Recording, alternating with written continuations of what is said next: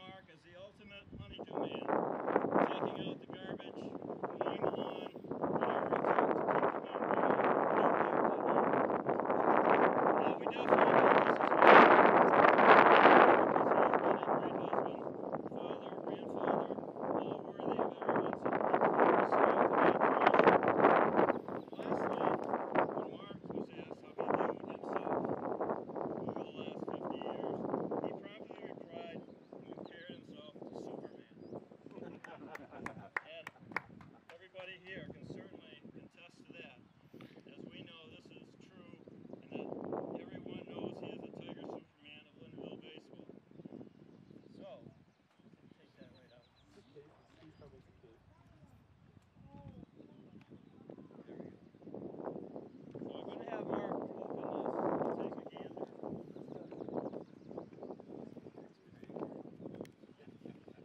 And I'm just going to read the inscription on it with his help. Because you know I'm a little up in age and he's just a young guy. So this is Coach Mark Hughes, Lyndonville Tigers baseball. Congratulations on 50 super years of dedicated coaching to the LCS baseball program. You have done a super job, and we're very proud of you, and best of luck in whatever you pursue.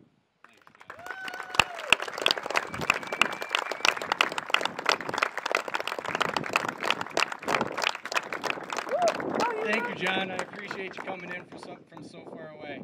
Next up, we have Chris Hughes, who needs no introduction, will speak on behalf of the family.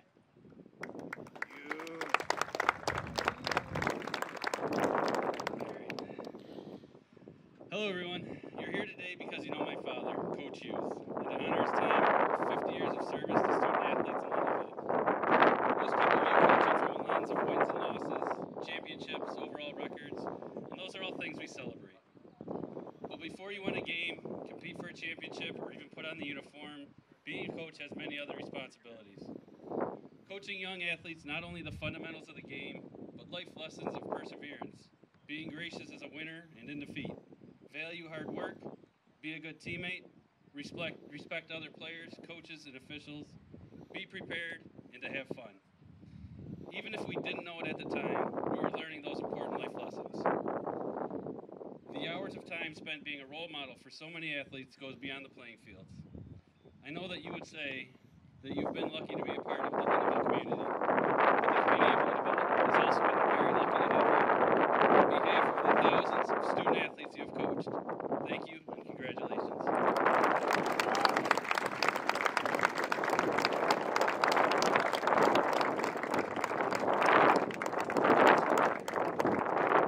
Next, I would ask Mark's grandson, Jack Whipple, to say a few words. Jack's a little concerned that he might speak to more people tonight than he will in a few weeks when he gives his valedictorian speech. Yeah.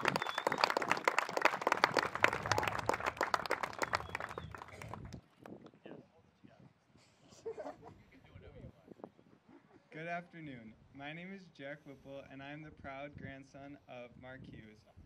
It is an amazing sight to see such a crowd out here to honor my grandpa today. And I wanted to express appreciation for my grandpa for all his dedication from the current generation's perspective. When it comes to sports and school, Grandpa is constant. We know that we can count on him to be there providing assistance and say encouraging words every day. However, he is consistent and reliable. This reliability has created a sense of trust, care, and affection both from him and for him. I believe that is why so many people have bought hats and shirts with his name and initials on them. The coaching that my grandpa has provided me has not only made me a better baseball player, but a better person too. I will always think of you when I face adversity, saying, if you think you can or you can't, you're right. These lessons I will take from baseball are invaluable to me. Grandpa, every time we go out on the diamond, we hope that we make both you and the school proud. That being said, as I look out over the people gathered here today, it is clear that you make us all very proud. Your consistent pride proves to us that a tiger truly never changes its stripes. Thank you.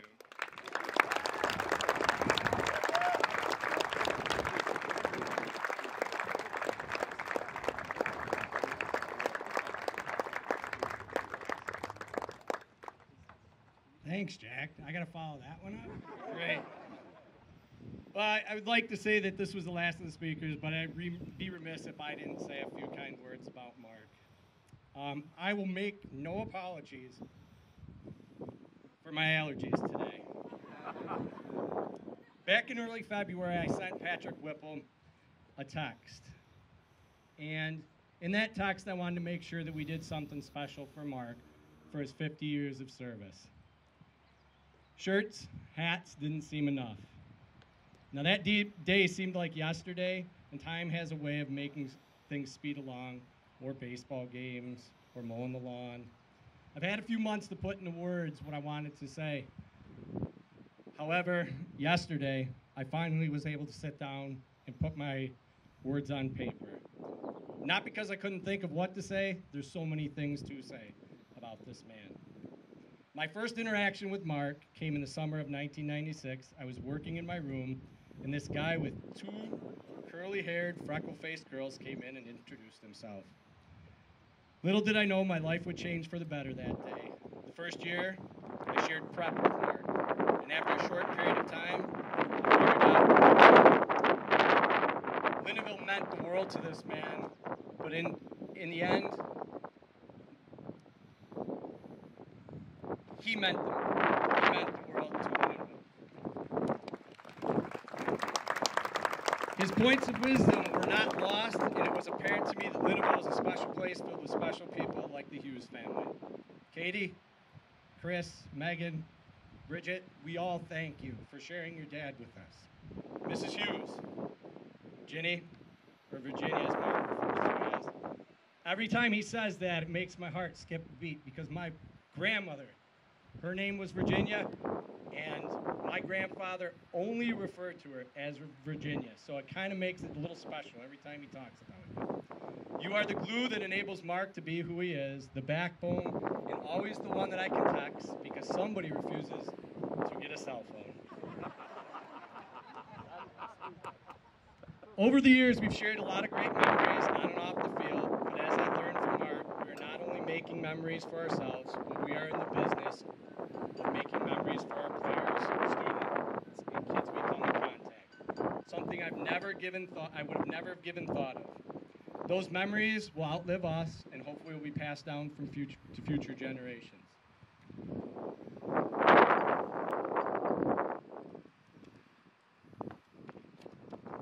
Now, a few baseball memories. In 2006, we were fortunate enough to play some great baseball at the right time and found ourselves in the sectional finals as a 7th seed. In true Mark fashion, our first game was a little chilly, so we wore his long-sleeve sweatshirt for the opening round. Like any baseball coach or player, we all have superstitions, and Mark continued to wear the long sleeves the rest of our game. The last 3 games were in the 90s. We lost in the finals to Warsaw, and I was dejected. Mark did his best to raise my spirits by talking about how good it will be when we finally bring the fire trucks through town one day. My young self thought, this man's insane. He's talking about fire trucks, and our season is over. Fire trucks. Fire trucks. I just want the friggin' trophy. Just give me the trophy. 2010, we returned to the finals and played 10 innings, and again we lost. On the way home, you guessed it, Mark was talking about the fire trucks. This time it was different, though. I was a little bit more mature, and I was listening. He talked about the way it sounded going through town, the sirens going, the horns blasting, and the people watching. A real community event. He spoke about how special it was to have Chris on the bus when they came through when Billy Wright's team won. He also talked about how he had to tell Chris there would be no fire trucks the following year because they had lost. A memory with the team, but one that a father and son will never forget. While this happened so many years ago, the memories are still there, and they are so special. I know there's some members of the 2011 team here, and this speaks right to you guys. In 2011, things had to be different. We had to see these fire trucks and experience it for ourselves. Mark was no longer the JV coach, and he was by my side the whole season, and it made a huge difference. We had to play the Batavia Notre Dame All-Stars in the finals at Dwyer. A 7-4 victory with the final out, a diving play from Brooks Boyle, to a flip to Jared Predum, and memories, sweet memories were started. Mark said when he grabbed my face for the final out. I can't repeat it.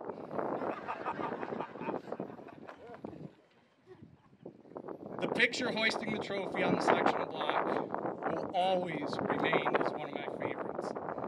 Now we get to go finally see what these fire trucks are all about.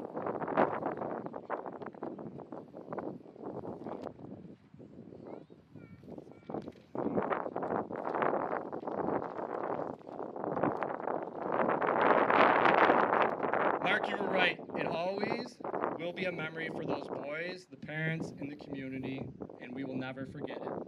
That year, we were able to bring the fire trucks through town 2 more times as we moved our way toward the state semifinals. After our loss, we traveled back from Binghamton, and we pulled down Housel Avenue. And in true Mark fashion, he spoke about how proud he was of everyone, how we went to battle, and he would go to battle with us any given day of the year, any given time of our life. Last year, this group was inducted into the Lyndonville Sports Hall of Fame, and they all relayed the memories that we had made from this experience. In 2013, we strike gold again. Justin Edwards made the final out, striking a kid out. That one taught us a lot. We struck out 18 times, backs against the wall. We had 1 hit, 2 base runners, and we won. The boys knew what was coming, and the expectations didn't disappoint. Those boys had their memories.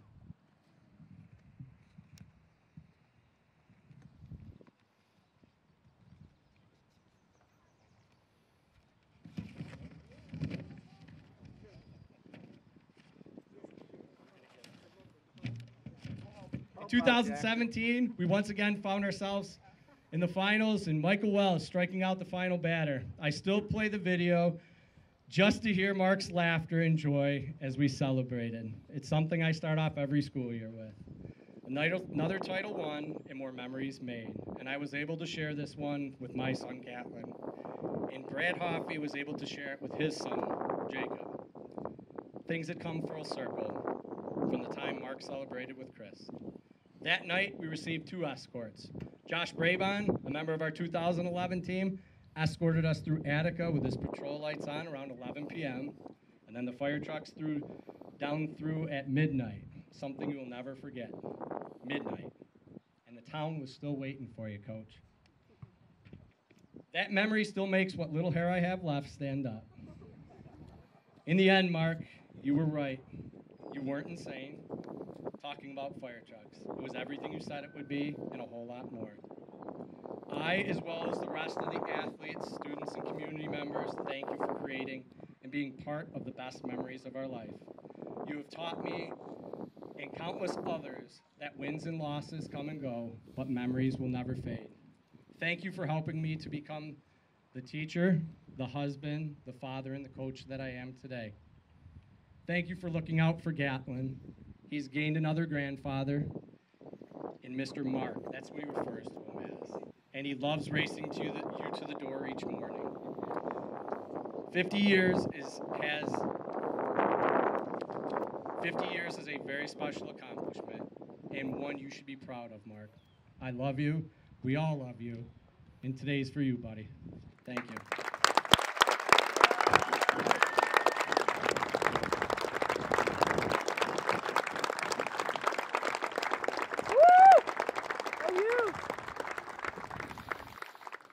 Thank you to all the wonderful people that spoke on behalf of me.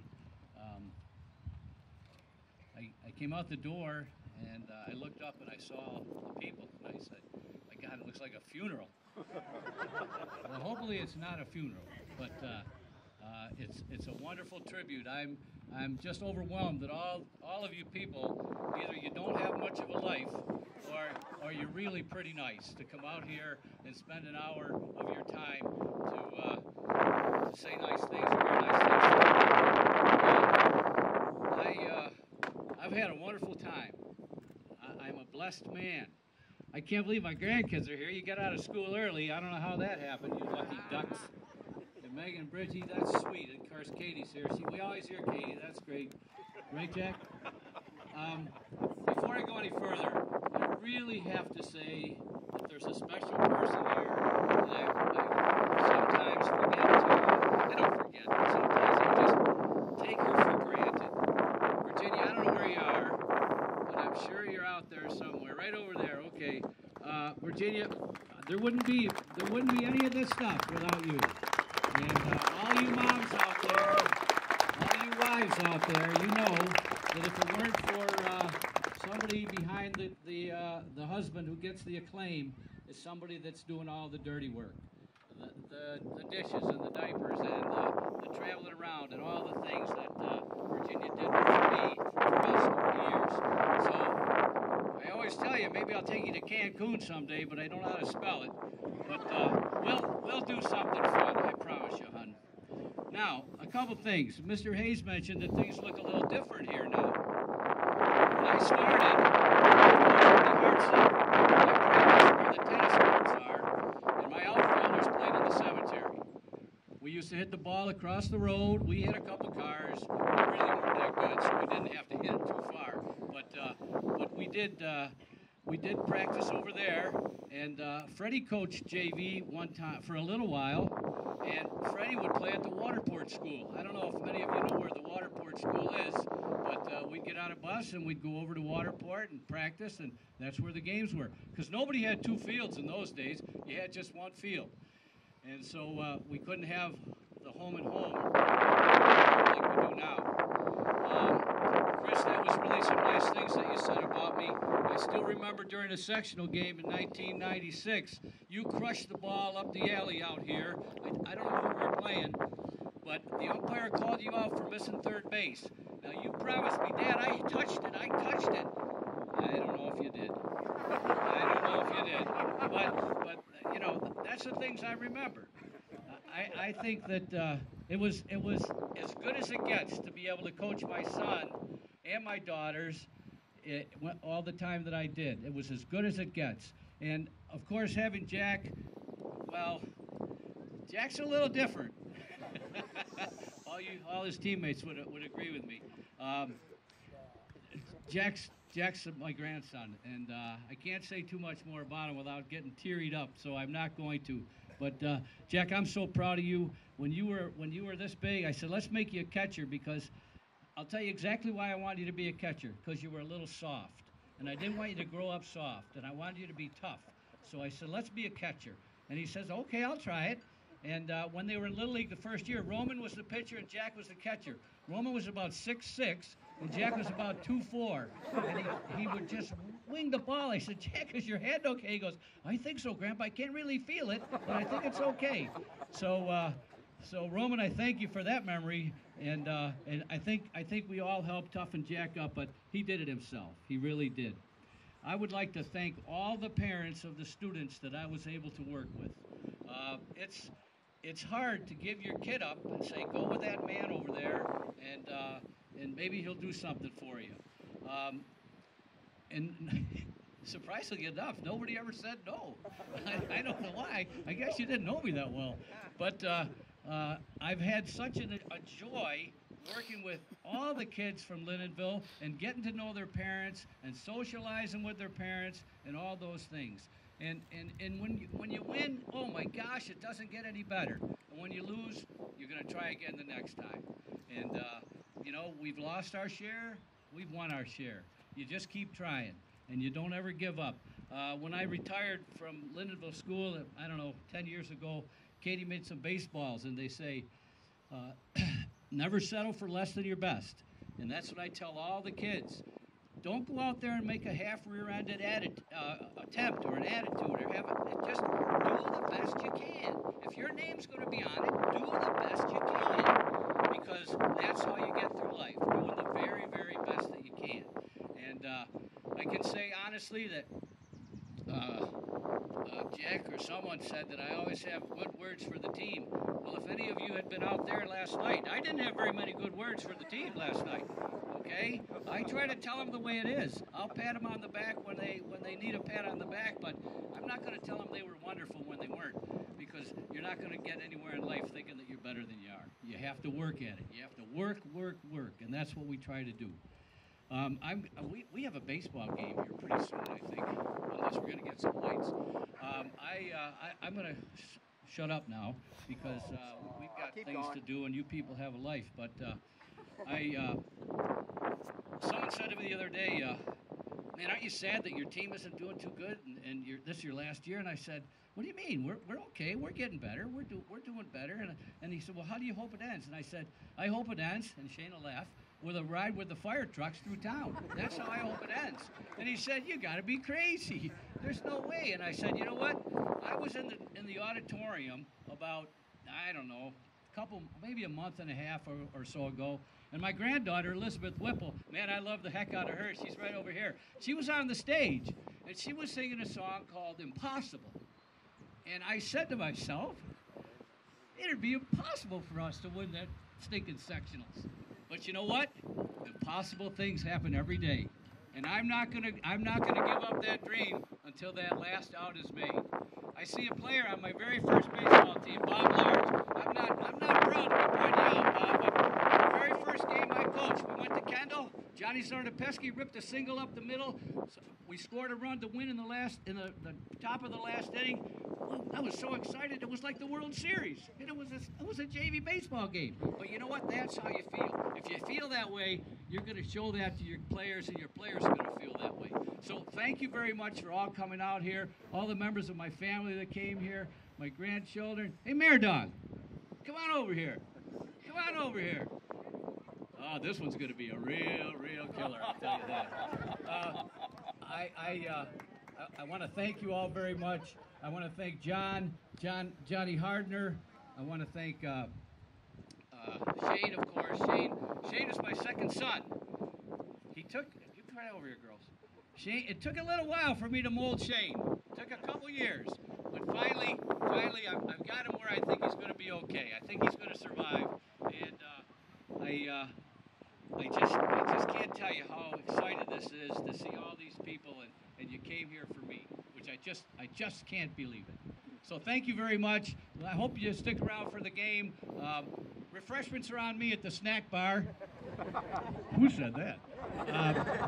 Have a good day, and I hope to see you all again somewhere, okay? Thank you very much.